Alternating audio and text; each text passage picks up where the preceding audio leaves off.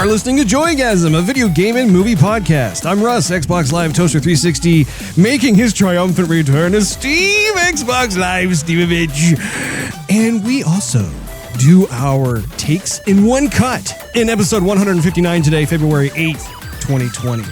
We're going to have a bit of a kind of a recap with good old brother Steve, since he had technical difficulties last week. I thought, for one, it would be great to be able to start off with giving you, Steve, the ability to provide your high-level impressions of The Gentleman movie, since you were unable to participate in last week's recording.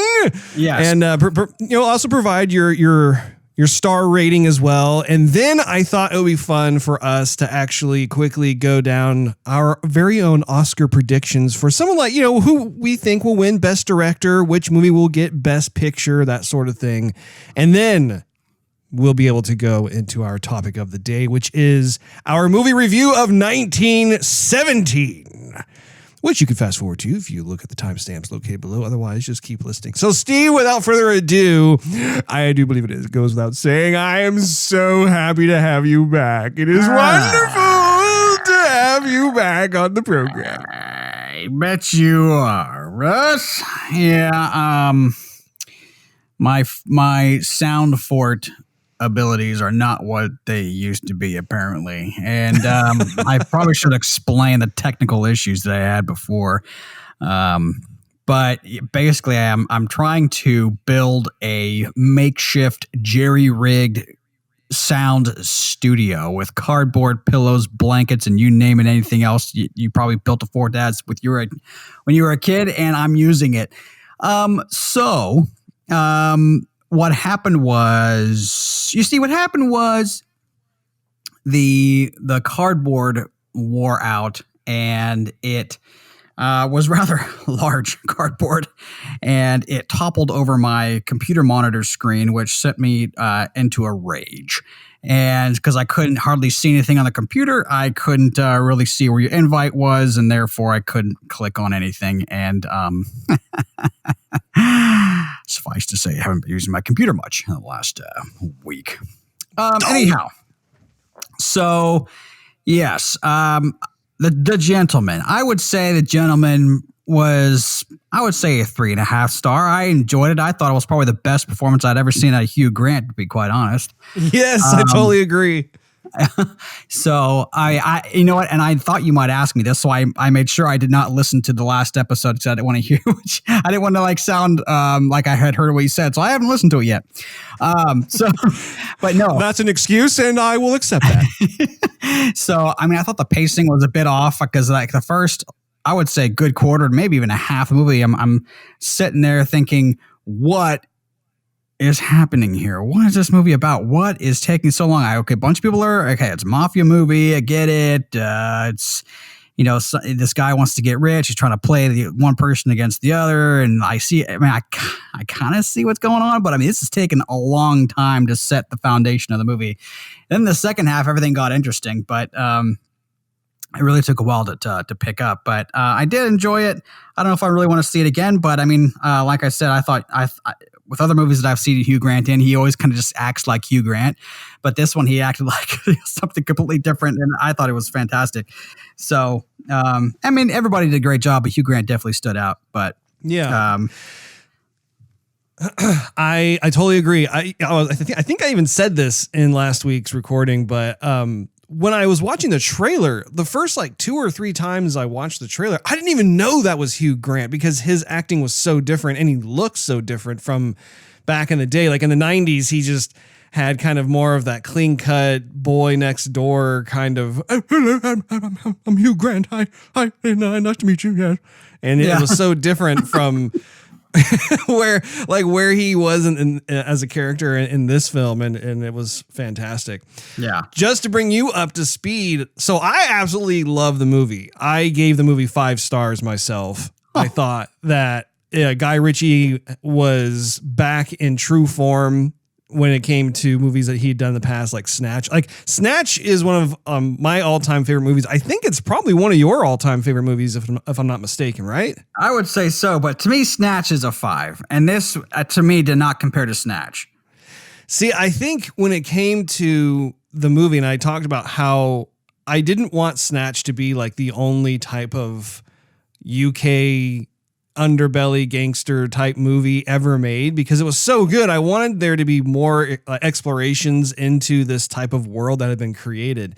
And I was so happy that he returned to it.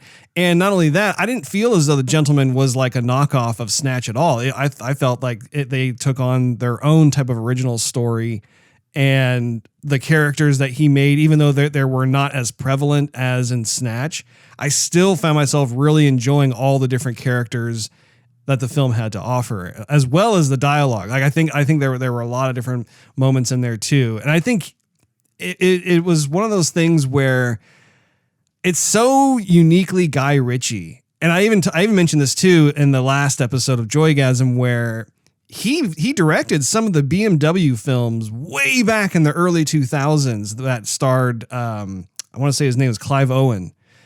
And Clive Owen. Even what's that? There was Clive Owen, yeah. Okay, it was Clive Owen. So, just, looking at that, I was thinking to myself, man, like he definitely has his own unique action movie style that no other director can really replicate. At least I haven't seen it myself. And I think it's like the perfect blend of having intense moments and certain brutality things going on, but he laces it with this comedy, this humor that goes on. So there's this nice flirtation that he does. So anyway, I'm glad that you had a chance to be able to give your impression on that film. And I was wondering what you were going to give it. I honestly thought you were going to give it like 4 or 5 stars, but 3.5. Okay, there you go. You've heard it here, ladies and gentlemen.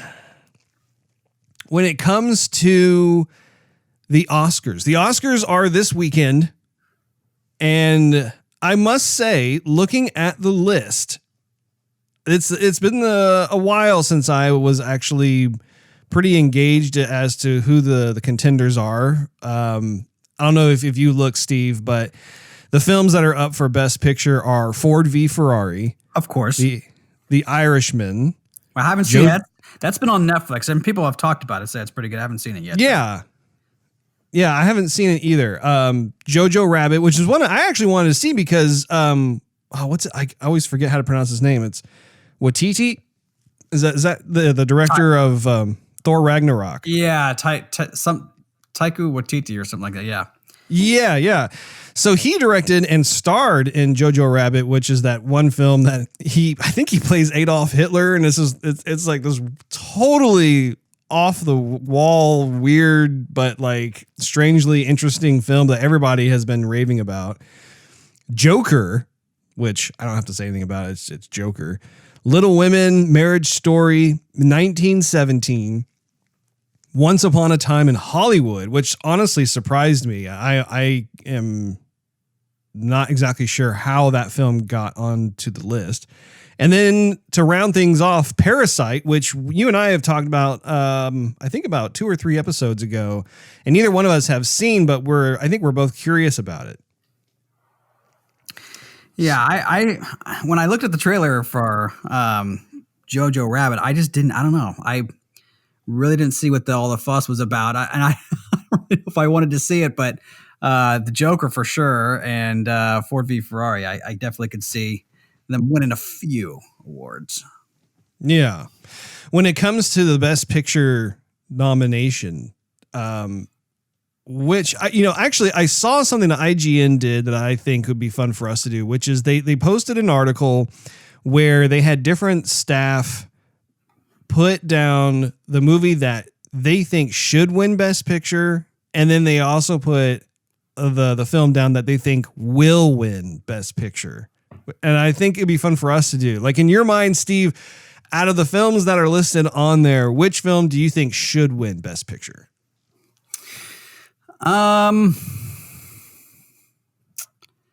Should win.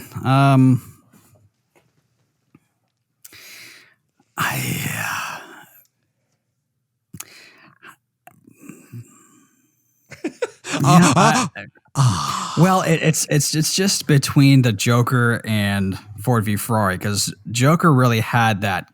Well, no, I think I have to say it has to be Ford v Ferrari for both. I mean, because the acting was good in both movies, but I felt just totally escaped with Ford v Ferrari. Like, I wanted to see more, and like they capitalized on every minute I felt in the film. And I don't know. I mean, it's really close because they did so much good with the Joker. I just didn't. I'm trying to separate the feelings that I had because the film was thought provoking and it made me feel disturbed walking out of the theater. I don't want to be biased towards that versus entertainment, but I don't know. I think Joker will win some, but I think for should win and will win, I think it's going to go to Ford v Ferrari. All right. So for me, I think, man, it's not a clear cut. I do think for me, what should win is Joker. Like if I had the control over where the little golden dude goes, I would definitely say Joker. But in terms of who will win, though, I think it's kind of a toss up because I do think Joker has quite a bit going for it in terms of winning Best Picture. But I honestly, 1917 is also no slouch. I think 1917 has kind of a late surge in interest. I think when they were initially advertising the film, there were people who didn't really give it much attention. Like they saw it was almost in danger of being labeled like, quote, another war movie kind of thing. And then after a while, people started to watch it and then word of mouth spread. And people were saying, hey, this is a really, really good movie. And so, oh man, if you had to peg me down, I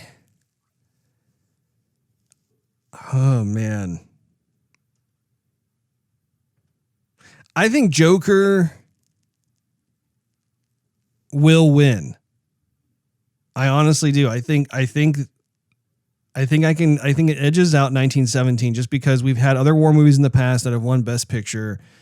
And even though that Ford v Ferrari is a really great film and it has great acting, I don't think it has quite the staying power in terms of the type of effect, like lasting effect it has. And I suppose we should also make a disclaimer about how neither one of us have seen all of these films. I think we've only seen maybe about half of them or a little less than half. That always seems to be the case too. Like every time Oscar season comes around, we look at it. Sometimes it's really bad. We've only seen like one or two out of the entire list, but I think I'm going to stick with that. I think that there are definitely other films in that list that can all of a sudden pull out a surprise and have it be that way. I also think in terms of best director, you have quite a few different people up there as well. You know, I think that Mr. Mendez, who did 1917, definitely did a great job, which we'll get into later. And I even think the director for Joker, considering his repertoire of previous films just essentially being comedy, doing films like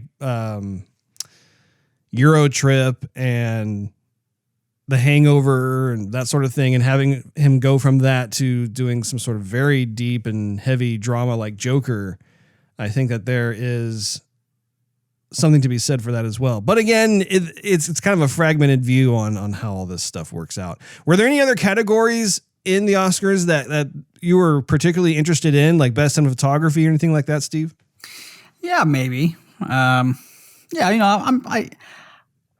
more so who wins what than interested in what movie makes what category. Yeah. But you know, when you said something about staying power, I mean, sometimes the Academy recommends like these rando movies. And well, I shouldn't say that. I don't want to insult anybody's opinion, but like that. What was that fish movie that was like there? I think what they got Best Picture or something. Oh, like, Guillermo del Toro's. I can't remember. Yeah, I'm like, why in the world did this win what it won? I see it was really artsy fartsy, but you know, if the Academy is rating it on artsy fartsy, I mean, I don't see that movie. I don't hear anyone talking about that movie anymore. And I see them talking about, I see people talking about the Joker movie well into the future. So, yeah. I don't think this like staying power has like a higher point scale with the Academy than like just artsy fartsy stuff. Because I remember we both watched. We're like, okay, maybe we gotta sit down and we gotta watch these movies because obviously we've missed out and there's a bunch of important movies that are happening. We need to watch them. And then we watched all of them and we're like, I would never watch these movies again. Probably I wouldn't even recommend them. I don't, you know. The Academy is obviously not interested in what I'm interested in. So, yeah, they tend to make those curveballs every once in a while where like one year they'll come out with all these different nominees and then you're thinking, I haven't even heard of most of these. And then you give it a fair shot and you watch it and you're thinking, I really don't understand what the fuss is about. But then there are other times where suddenly like this year, for instance, I really feel like the contenders for Best Picture are in line. I mean, when I think back as to like what other movies came out during the year, I think that this is a fair representation of the ones that really stood out. So, you know, in addition to Todd Phillips, who was, you know, he's the director of Joker. In terms of the cinematography, Joker also had amazing cinematography. Do you remember like how every scene was so captivating from like a lighting standpoint and framing and everything? And I don't know who the cinematographer is for that particular film, but I definitely think they should be at least nominated, if not be in the running to win that.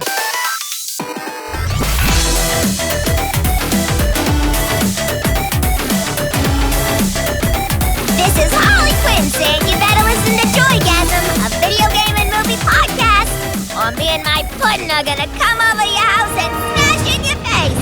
Take it away, fellas. Mwah.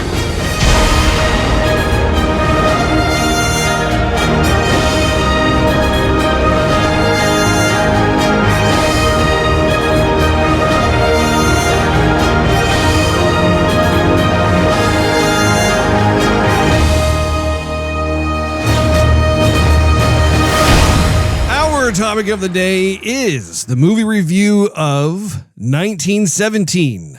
We're going to start with our high-level spoiler-free thoughts before going into our spoiler elevator and being able to go into the spoiler territory, discussing the film and analyzing it in great detail. So, Steve, what did you think of 1917? Well, I thought that the movie took a huge risk in the little amount of cuts they made. I mean, I'm trying not to blink because I thought I would miss something, and it dawned on me that they're not cutting. This is all like straight monologue, or if they did, maybe they're using some sort of new tech that they can kind of blend the cuts and you don't notice it. I don't know, but like. I mean, the guys wake up and they're walking and you're walking in front of them or you're walking beside them or you're walking behind them. And I'm saying you're walking because it's like the camera is you, the viewer. And the guys just keep talking and action happens. And I'm like, wow. I mean, it really does make it a lot more intense when the camera doesn't break things up. But then also it didn't feel like, I'm not going to spoil it at the end of the movie, but at the end, I didn't feel like they had traveled as far as they did. Because to me, it would have taken a lot longer to go from point A to point B than the length of the movie. So for the most part, I was blown away by it. But the latter half of that little bit is made me think at the end, like, I don't think that they would have traveled that far in that amount of time with the pace they were walking. But I don't know. That's just me. I don't know. Whatever. But otherwise, I did like the two characters. It did take me in a direction where I didn't think was going to happen. I thought, something else was going to happen to a different person, and it didn't. And then I thought, well, I recognize that actor. I hope he's in this movie longer, and he wasn't. And I go, oh, that's too bad. And then I recognize another actor. I'm like, oh, cool, he's in it. Let's hope he stays in it longer. And then nope, that didn't happen. So you had this long list of actors that you'll recognize, and there's only in it for like a little bit part, which it's kind of too bad, and it is kind of cool at the same time. But anyhow, just I keep going back to the long takes for between each cut, and it really makes it intense. I mean, I felt exhausted when I left the theater, but not because it was too action packed or too intense. I mean, the intensity was brought with the style of filming. So anyhow, I mean, I thought that with the style of filming, by and large, was very well done. It's something brand new that I haven't seen before. So. Yeah, that's my initial take on it. What about you? So I have to come clean and say, when I originally saw the trailer, I really was dismissive of what was going on.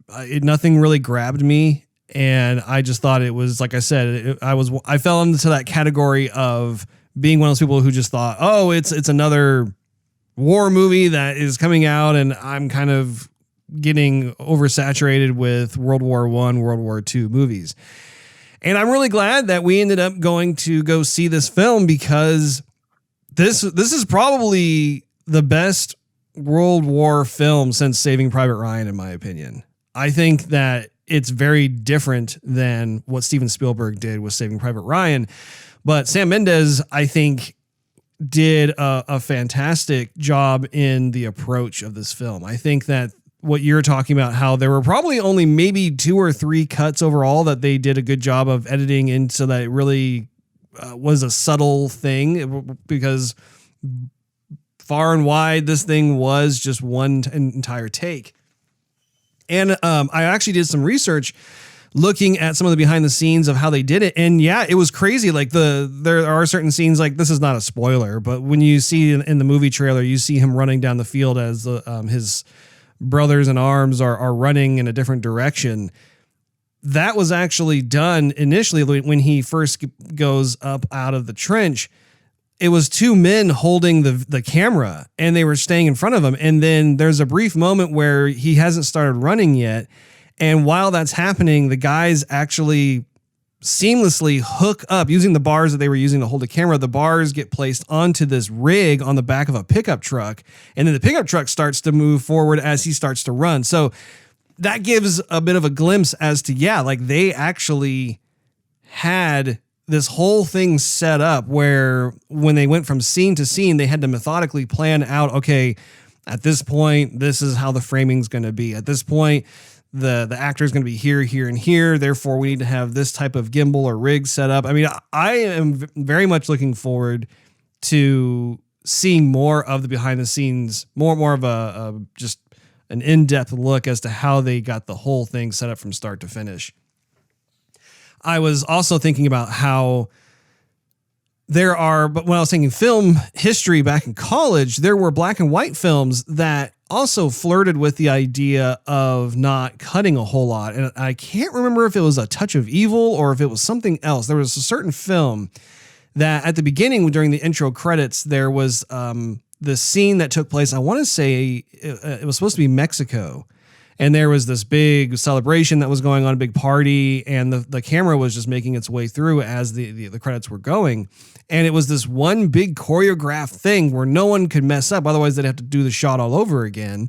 And I think it lasted, I want to say, around 5 minutes, maybe longer. I'm not exactly sure. But for its time, no one had ever done that in cinema. And so it really stood out. And so for Mr. Mendes to actually go into it and be like, okay, I want to try doing this for most of the movie, I think was quite a feat. I also think, too, that the film was very realistic. I think one of the things about war movies, and I don't know what it is, but ones that are done right, they cease being movies, and you're kind of thrust into the situation with them, where you feel like you're on the battlefield. You feel like you're slogging through whatever it is that they're slogging through. And I really got the feeling of that in this film. And to your point, Steve, I think that not cutting introduces its own breed of intensity, because I too felt that, where at any point, at any time, something could happen that was out of our control. And really it became more of a situational awareness thing, where you're in this visceral world, but if you turn your head the wrong direction, then something horrible could happen, or maybe you see some sort of aftermath. And we can get into more of that in detail a bit later. But I would say definitely, if you haven't seen this movie, I would highly recommend going and checking it out, because it is a very talented, well-directed film, and it takes certain things that could easily be labeled a gimmick and instead turns it into something that is truly original and memorable. And with that said, Steve, step with me into the spoiler elevator. I wonder, Steve, when were elevators invented? Do you happen to know what year? 1952. I think you're making that up. Why don't you Google and find out, Russ? I think I'm right. Well, Steve, you are off by roughly about 100 years, because the first elevator shaft was put in a building before 1854. So it was to be specific. There was a steam-powered elevator that was created in 1853 at the Cooper Union Foundation building in New York.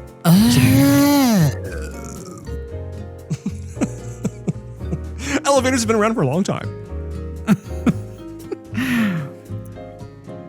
And we've reached our spoiler floor. So if you haven't watched the film, we encourage you to pause us and go watch it, so that way you know what the heck we're talking about. Otherwise, if that doesn't bother you at all, well, then you are more than welcome to keep on listening to what we have to say. So, Steve, please give us a rundown of the plot.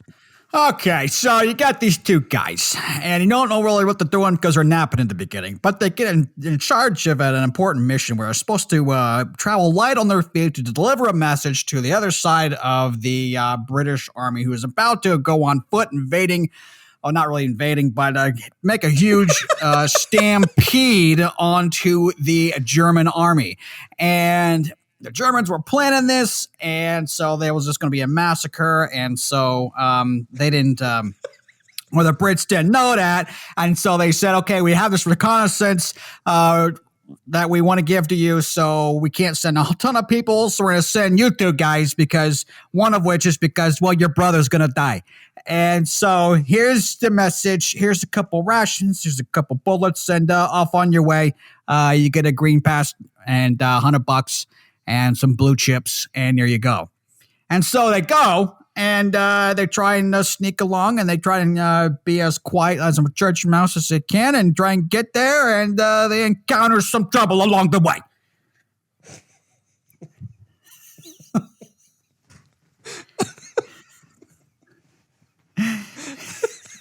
Thank you for that. That's basically it in a nutshell. Just to fill in some little areas. So yeah, one of the two soldiers has a brother who is a part of this huge regiment that's going to be moving forward against the Germans, and they have to warn them because the Germans basically are going to be springing a trap that's going to probably kill 1,500 British soldiers, and so they have to make their way over there. And he's got his buddy who he has volunteered unknowingly to go partake in this deadly journey to try and deliver this message and also save his brother, that sort of thing.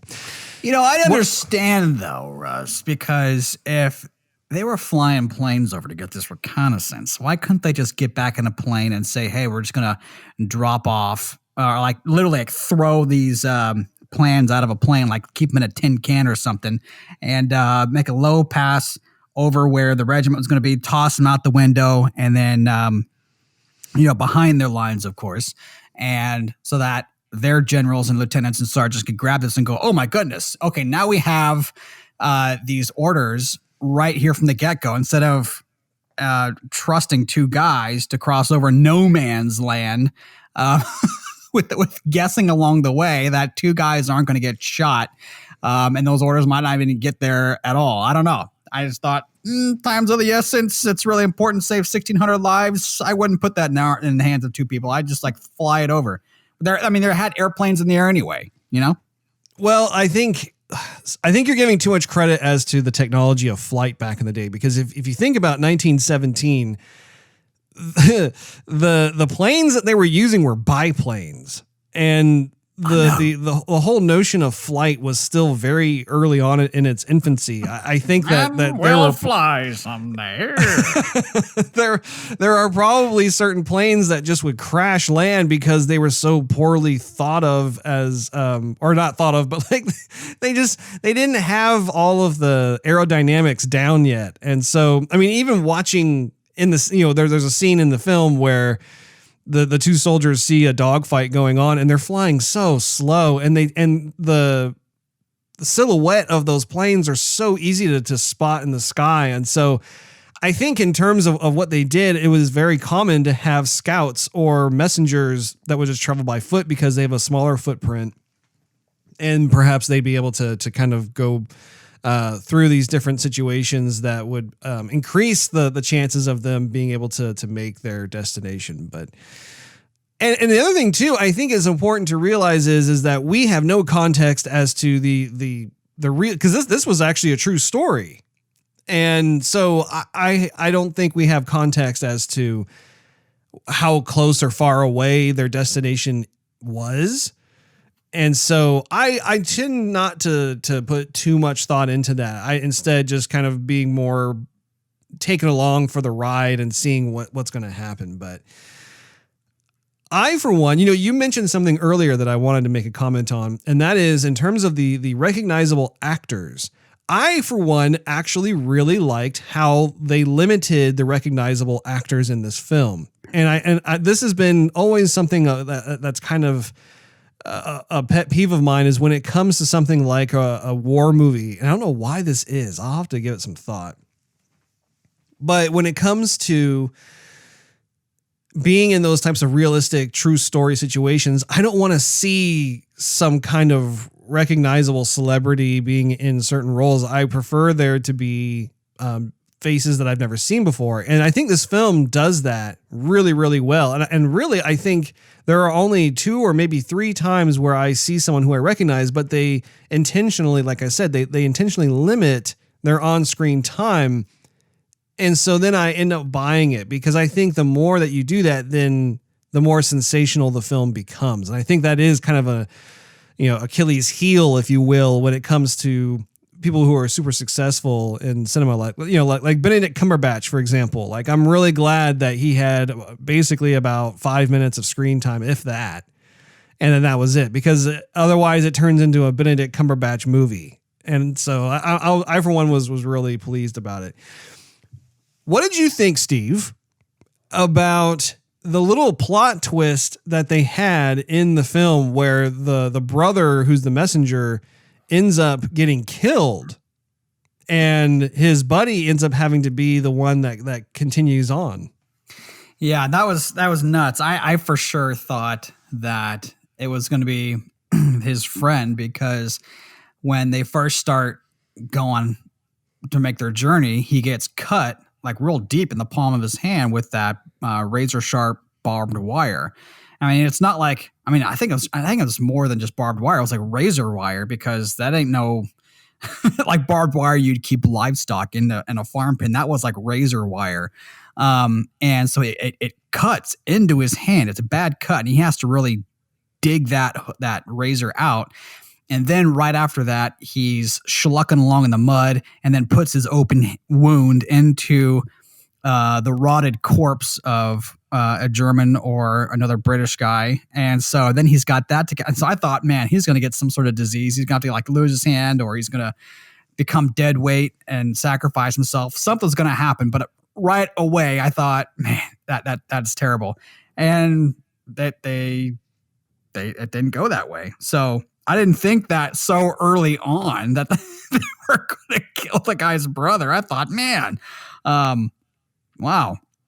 I thought they were going to, and especially that way too, because I thought it might, you know, when the war is happening, everybody has family they want to go home to. They all have military orders that they're supposed to fire and shoot on the other side. But by and large, they're just guys like you and I. And so I figured if when that plane crashes and these two Brits were save the guy's life, even though he's the enemy, that he would recognize that heroism instead of letting him burn to death inside the plane, that he wouldn't try and kill him. So that was a real big twist on me too, where, I mean, I guess war is war, but don't take any chances, because I mean, he was trying to get some water to, let this guy drink and calm down. And then the one time they turn their back, the guy pulls a knife and stabs him in his gut, and that's it.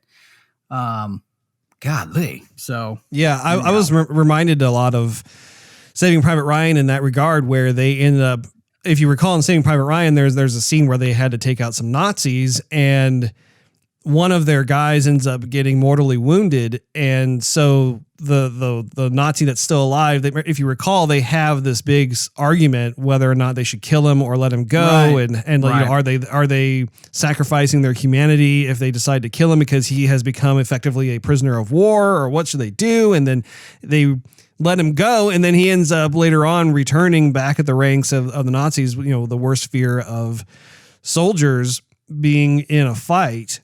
And so I think it's the same thing here, where, again, I think it speaks volumes to the two lads who they're good people. They're trying to fight for their country. They see that this German has been badly burned and wounded from his plane crash. And so to them, they're thinking, okay, we now have gone from being soldiers of war to now we're going to be humanitarians and try and get this guy to feel better, so to speak. But that's one of the gruesome aspects of war, is unfortunately not everybody has that same frame of mind, and you're going to end up paying the price for it in one way or another. And I think that was one of the many great moments of storytelling in this film. Even when it came to the milk, where they found a cow that was still alive, and you could see how that there was someone who had actually milked the cow not too long ago, and the milk was still good, and having so many different types of reactions to it, whether it was the soldier who was drinking it, and you could tell it was just kind of a slice of being back at normal life, just having some nice milk to drink. And then I even forgot about how he had filled up his cantina with the milk that was there, because so much had gone on that by the time he was talking to that French woman who had the baby and having that exchange where he was desperately trying to once again be more of a humanitarian and give them food and that sort of thing. And then all of a sudden realizing, oh, it's a baby. The baby needs milk. I just think that was a wonderful continuation of something that could have very easily been dropped and forgotten about, where it was just taken at face value, like, oh, he needed to refill his canteen, so he filled it with milk, and that was the end of that. So I found myself appreciating how there were connections throughout the storytelling. Well, there you go. But I thought he was going to be a little more savage, because he has that moment with those two Germans in that battered little village that was evacuated and demolished, where one of the Germans had obviously been drinking a little bit, and the other one not so much. Right. But he just looked at him like, don't yell, like I'm not going to hurt you. And trying to play the same thing again, like the same card. Like, look, I'm not here to hurt anybody. I'm just here to get a message. Of course, the German didn't know that. But the guy's nonverbal action pretty much said that. He didn't pull a knife. He wouldn't pull a gun. He just pushed up against the wall saying, hey, I got the surprise on you. I can definitely kill you if I wanted to. I'm not going to do that. Play ball with me here. I'm just passing through. I think all that was definitely indicated. But it's still, I mean, the guy took I don't know what I would do in that situation either. I mean, if I'm looking at the enemy and he's telling me to be quiet, and I don't know what he's going to do, and I don't know how many other people are behind him. I don't know if he's the only guy there or he's not. Maybe I'd yell as well. I mean, Who knows? I think the movie introduces scenarios. And I think when it comes to the like a war setting, you have different types of scenarios that are going on all the time. And it's very organic in terms of what happens in one moment is completely different in the next moment. You could be enjoying some milk that you happen to come across, and then just a little while later, your friend is being stabbed by a German that you're trying to help, and then he ends up dying of just a few minutes later from the wound. And I think that was one of the really cool aspects of the way they were doing the plot and the storytelling in this particular film, where it was just a moment to moment thing of survival. And I think that, coupled with the fact that they weren't making those cuts, it's amazing to me from a creative standpoint how not cutting continues to add its own flavor of intensity. Not to say, like, if you were to watch, like, say, Saving Private Ryan, that movie was intense too. It had its own type of intensity, and there were many, many cuts that they made throughout the film. I don't know. I tend to geek out when it comes to that sort of open-mindedness when people are thinking, okay, we know that there are certain established ways to convey or communicate how something should feel or how it should be intense. But are there other ways of going about it? And so I, for one, definitely appreciated that. One of the things that I thought is definitely worth talking about is, despite the fact that there were not cuts, it made for a creative challenge for the cinematographer to be able to constantly set up shots during a continuous take. And there were so many times where, as the camera's moving or whatever, and it kind of takes a moment to frame up a shot before then moving to something else, that alone is worthy of merit, because it is so difficult in real time to be able to get that right, especially if you're not trying to do cuts in the editing room or anything else like that. And my hat is definitely tipped to the folks who were working with that, because there were so many shots where if you were to pause it and just look at how the shot was framed and how the lighting was affecting things that were going on, I mean, it was a work of art. It could have easily been like a snapshot of something, and the composition was always strong despite being in fluid movement. Did you feel the same way? Yeah, I would say so. Yeah. One of my favorite moments, especially when it came to lighting, was when they were in that, or when just that one soldier was trying to find his way through that battered village or whatever it was. I think like the church or some sort of huge town hall building or something was on fire, and it was at nighttime. And I thought it was so neat how there were moments where, as he's trying to make his way through it, you had the fire that would provide some sort of light. But then also, too, the Germans had those flares that they would shoot up every now and then. And because the flare, when it gets shot up into the sky, it creates that arc. It was so cool to actually watch how that would manipulate the light and shadows.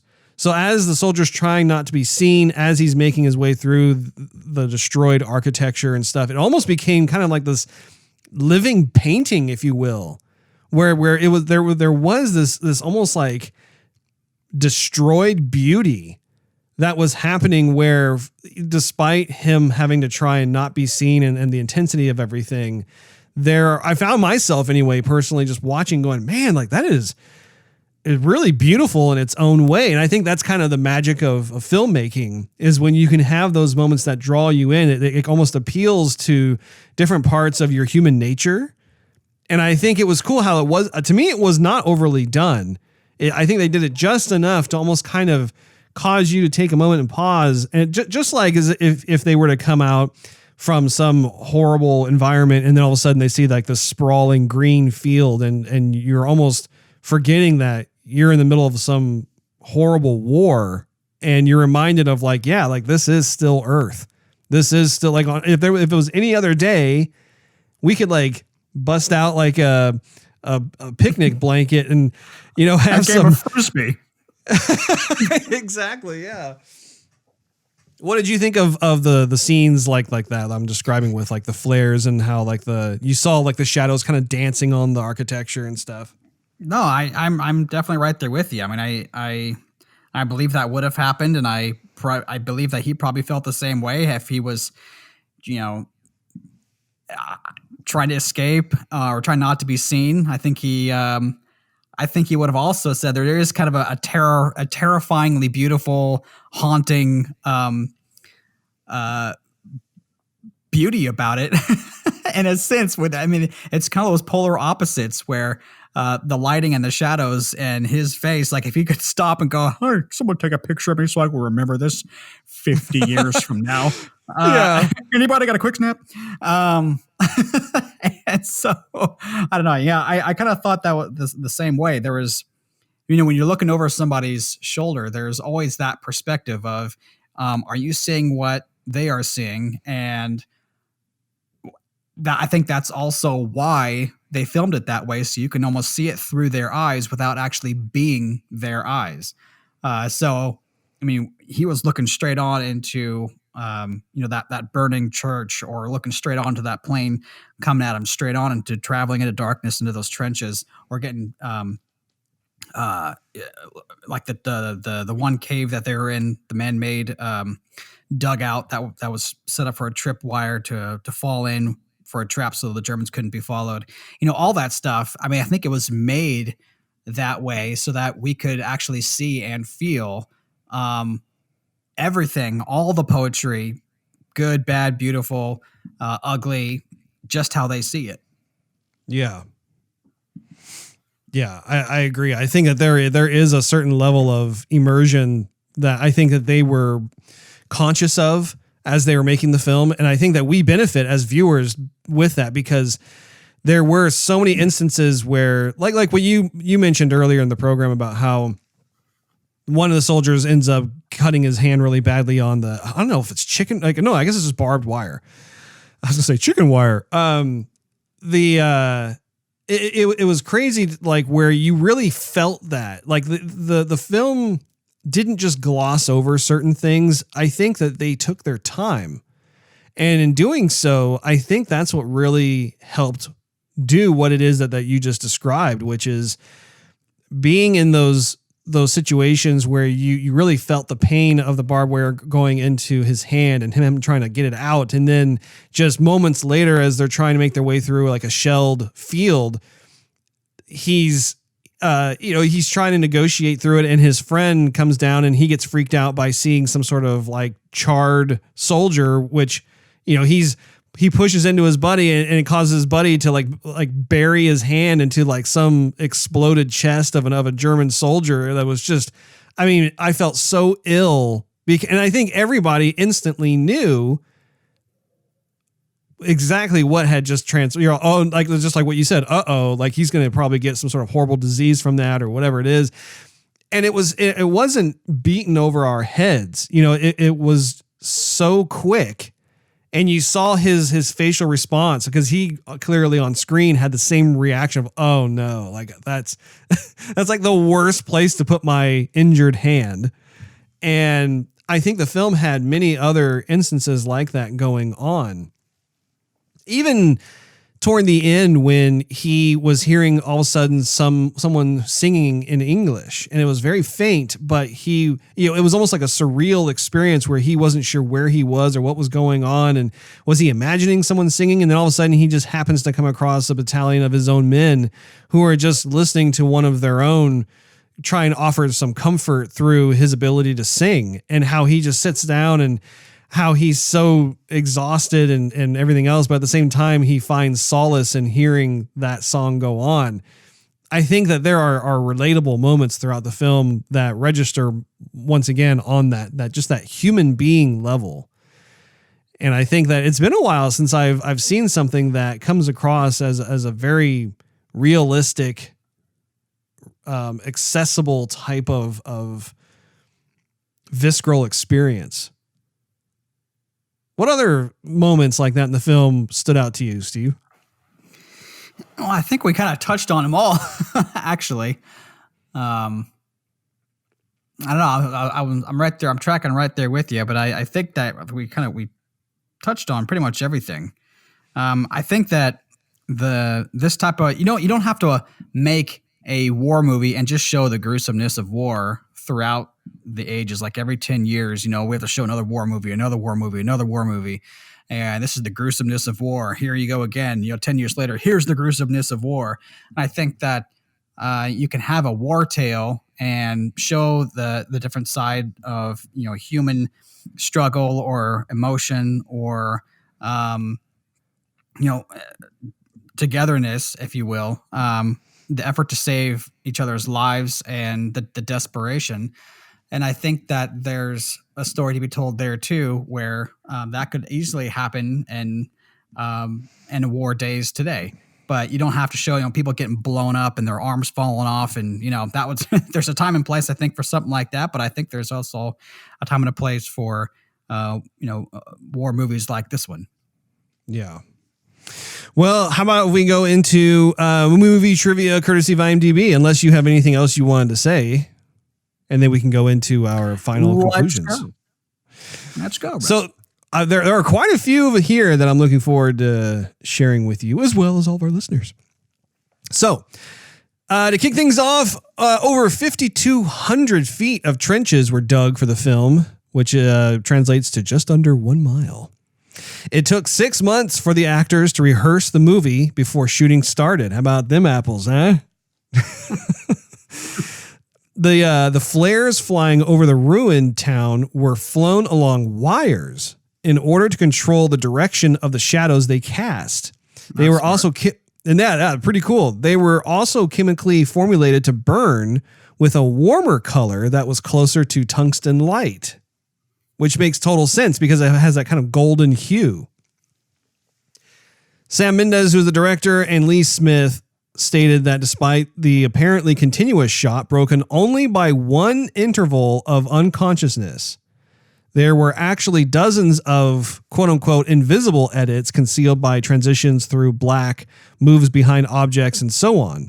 According to Mendes, the shortest unbroken shot was 39 seconds long, while the longest single continuous shot was 8.5 minutes long. The lighting rig used for the burning church was 5 stories high and consisted of 2,000 1K tungsten lamps, a total of 2 megawatts, which is not to be confused with a gigawatt. It was one of, if not the largest, lighting rigs ever built for our film. How about that? Man.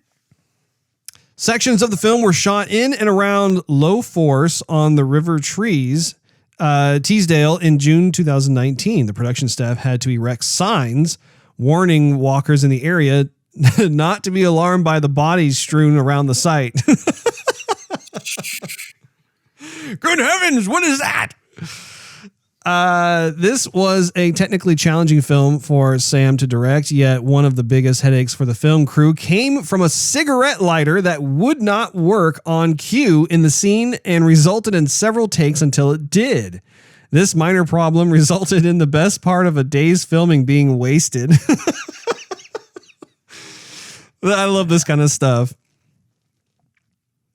Mendes says his grandfather, Alfred, who entered, by the way, I hope I'm pronouncing his name correctly. Is it pronounced Mendes or is it pronounced differently? I'm assuming that's how you pronounce his name. So I apologize. I think it's how you say it.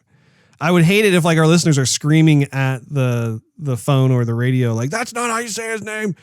So anyway, I'm hoping I'm saying that correctly. Anyway, his grandfather, Alfred, who entered World War I in 1916 as a 17-year-old, did indeed carry messages through no man's land as per the mission in this film. His advantage was that he was only 5'4". Oh, like you, Steve, and was often hidden by the battleground's winter mist that usually hung as high as 6 feet. And after soldiering for 2 years in the muddy trenches, Grandfather Alfred had a lifelong habit of constantly washing his hands. Yet he never talked about his wartime experience until he was in his until he was in his 70s. Steve, what were you going to say? I'm not 5'4". Oh my goodness. By the way, this is Sam Mendes' first official writing credit. Interessante. The film is dedicated to Sam Mendes's grandfather, who was Lance Corporal in the King's Royal Rifle Corps during the Great War. The King's Royal Rifle Corps was amalgamated into the Royal Green Jackets of 1966 and was then further amalgamated with other red coat regiments to form the Rifles in 2007. Oh, I had no idea. There are like so many juicy things in here. I have to be careful which ones I pick because we could be here for quite a while. Tom Holland was in talks for the role of Lance Corporal Blake, but turned down the role due to schedule conflicts. Steve, what do you think about the possibility of Tom Holland taking over the role of Lance Corporal Blake versus who was actually in there? I could probably take it or leave it. I think Tom Holland would be a great pick, but I think I kind of like your idea with you have some actors who maybe aren't as established as like Tom Holland, for example, and you have them be the star of the show, and then some of the other well-known actors, kind of fill in different spots. So I think I'd be okay with that. I'd be curious to see like how he would do. I think he would do a really good job, but I also don't want to take away from the performance of the actor who was playing Blake in this film. I think he did a really nice job too. Director of photography Roger Deakins chose to shoot most of the film on an ARRI Alexa LF digital format camera using several lens types, the first time he had used this particular camera in his long career. Well, I would say he did a bang-up job, wouldn't you say, Steve? Nice indeed. This is Sam Mendes' second war film. His first was Jarhead, which I never saw. Did you see Jarhead? I did see Jarhead. I saw that one a while ago. Didn't really make it that big of an impression on me. Okay. This is Universal Pictures' second film to be specially formatted for IMAX in the expanded aspect ratio of 1.90:1. Let's see here. Other than images in the family photos, the young girl who offered shelter in the village and the young baby she's caring for are the only two females seen in the entire movie. Yeah, I found myself in the darkened theater kind of almost wondering if I'd missed something in terms of that. Did that call out to you at all or not? Yeah, I mean, I noticed it, but I figured that around that time there wasn't very many women in combat. They were more so like in the hospital tents taking care of soldiers. So we only saw that once towards the end of the movie, but not in the beginning. So, I mean, in that regard, there wouldn't be much women on screen since they weren't in those areas. So, George McKay's character, Lance Corporal Schofield, twice bumping into running soldiers and getting up, was not in the script and happened accidentally. A remarkably detailed description and background of this Run for Life finale is detailed by actor-writer Bruce Fretz in his January 2020 New York Times article. So that scene where he's running with his brothers in arms running the different direction and him getting knocked over twice, that actually happened by accident, which I think is awesome. Yeah, I would figure. I mean, if it was all perfect and he didn't get hit once with a charging army, then I would think that there would be two choreographed. So yeah, I'd like yeah. The final scene of Schofield finding Lieutenant Blake and presenting him with his brother's rings was the very first take, according to Sam Mendes and Lee Smith. A little bit of irony there for you, hey? An extra on the film said, I can't help but laugh at the final shot at the tree. About 100 extras used that tree to urinate on as the toilets were so far away. We had no idea that the ending would take place with the main actor sitting under it. Awesome. Jeez. In Why the is scene, my butt wet when I sit down? what is that? That pungent smell? I don't know.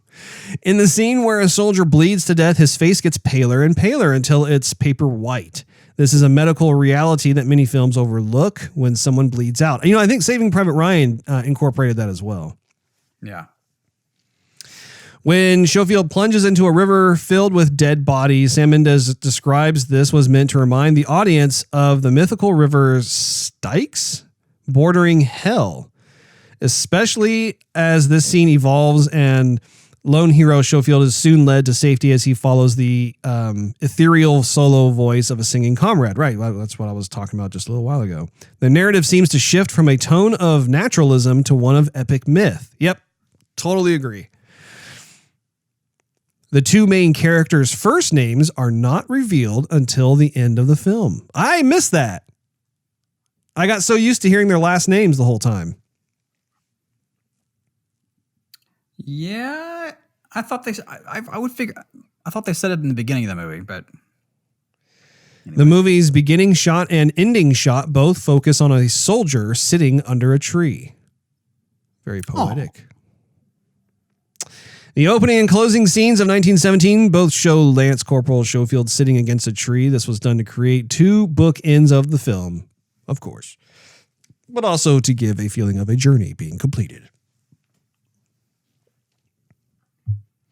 Let's see. Got a couple more here for you. Despite being such a graphic war film, only 4 soldiers are shown directly being killed in combat. The German pilot, Lance Corporal Blake, the German sentry by the bridge, and the German soldier strangled. It is very likely he just passed out since strangling a person to death takes a long time. Very interesting. And finally, this film is at least the 3rd time that Dean Charles Chapman's character dies. The others were Tommen Baratheon and Martin Lannister in Game of Thrones of 2011. And that is your movie trivia courtesy of IMDb. So, Steve, please give us your final thoughts on the film as well as your rating. I would say they took a risk on this film, and I think it should definitely be rewarded. It was definitely one of the more entertaining war movies I've seen, I would say. Definitely took notes from Saving Private Ryan as I felt that leaving the theater, but I'm glad it wasn't trying to be Saving Private Ryan. I did like the best part of the movie, I think, was the cinematography style and the over-the-shoulder look, as it, like I said in the beginning, created its own intensity, and I just felt I was with him the entire time, and I felt exhausted at the end of the movie because of it. Although I didn't feel emotionally drained. When I think there's a difference there. I felt like I had trekked along with them as I reclined my seat and ate my popcorn and drank a little bit of Sprite. But at the end, it still had me thinking, and I was even kind of perturbed that, you know, maybe I'm bringing my wife to the wrong movie, but then she came around and said that she liked it as well. And so I thought, well, all right, men and women, that's great. We both can appreciate the film. I thought it was artistic, and I thought it was beautiful. And you know, one part that didn't really come out to me or stick out was the music so much. I don't really remember how the music was at all in the movie, but anyway, that's neither here nor there. I don't think they were going for musical score nomination. So anyhow, I mean, I would definitely watch it again, maybe on like a 4K TV. I think that, you know, the theater that I saw it in, I saw a little bit of like a ghosting screen where a lot of the panning shots from left to right or we're passing characters. So I would definitely watch it again, but maybe a little more high quality than what was in the theater. But anyhow, I would say if I was to give it a rating, I would definitely rate it a 4-star. 4 stars, he says. Well, thank you for that, Steve. I would say I think that this is a film that everybody should definitely go and see. I think that when it comes to war movies, the quality bar is set so high that I find myself personally becoming more and more jaded. Or maybe jaded is like the wrong word. I think harder to impress is probably much more accurate. And I think when it comes to this film, I was impressed. I definitely really was not anticipating or expecting the type of narrative that was told. And also, I absolutely adored their approach to how they wanted to have like a single take presentation to the entire film, which anytime that you have filmmakers who want to take a risk and have that risk pay off, I think that is wonderful, just because it's very easy and tempting, especially when you have millions or hundreds of millions of dollars at stake, where people want to make sure that your product does well, and they're not entirely sure if what you're suggesting is going to work. Because oftentimes those types of ideas fail. And I think it's so cool that this was a resounding success. I think that it was fantastic to be able to listen and experience a story that is very human in nature. I think that it does get in. There are so many opportunities throughout the film that give us the ability to get in touch with different aspects of humanity. And I think war does that overall anyway, especially when you have a world war and there are so many complexities to life and death. And I think that this offers just a glimpse of something that was so much bigger in scale and contains many types of scenarios and stories and that sort of thing that go on. And so I think that there will always be more stories to tell when it comes to this. I think my rating, I'm going to give it 4.5 stars. I think that there was a lot to drink in with this film. I think, honestly, the film, due to the fact that it took kind of more of a kind of slice of what was happening overall, I don't think it is quite as good as Saving Private Ryan. I think Saving Private Ryan has more of a grand feel to it. And I think for me personally, it just resonates more. But having said that, I think that this is just beneath where I put a film like Saving Private Ryan. And that wraps up this episode of Joygasm. Make sure you tune in next week. Thanks for hanging out with us. If you enjoyed this episode, we invite you to check out patreon.com/Joygasm, which is spelled Joygasm, and consider becoming a monthly contributor. You'll get exclusive perks and early access to the show. Not to mention, it really helps us continue doing what we love to do. Also, you can follow us on social media and YouTube. Just do a search for Joygasm TV. Last but not least, if you get lucky, you could search Joygasm TV on Twitch to perhaps seeing us stream some gaming adventures. And until then, we will see you all next week. Bye.